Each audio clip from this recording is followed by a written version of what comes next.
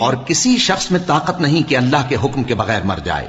اس نے موت کا وقت مقرر کر کے لکھ رکھا ہے، اور جو شخص دنیا میں اپنے اعمال کا بدلہ چاہے اس کو ہم یہیں بدلہ دے دیں گے، اور جو آخرت میں طالب ثواب ہو اس کو وہاں اجر عطا کریں گے، اور ہم شکر گزاروں کو عنقریب بہت اچھا صلہ دیں گے. اور بہت سے نبی ہوئے ہیں جن کے ساتھ ہو کر اکثر اہل اللہ دشمنوں سے لڑے ہیں، تو جو مصیبتیں ان پر اللہ کی راہ میں واقع ہوئیں ان کے سبب انہوں نے نہ تو ہمت ہاری اور نہ بزدلی کی، نہ کافروں سے دبے. اور اللہ استقلال رکھنے والوں کو دوست رکھتا ہے.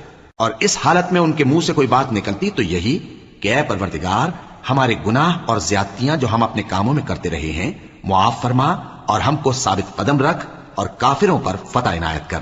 تو اللہ نے ان کو دنیا میں بھی بدلہ دیا اور آخرت میں بھی بہت اچھا بدلہ دے گا، اور اللہ نیکوکاروں کو دوست رکھتا ہے. مومنو، اگر تم کافروں کا کہا مان لوگے تو وہ تم کو الٹے پاؤں پھیر کر مرتد کر دیں گے.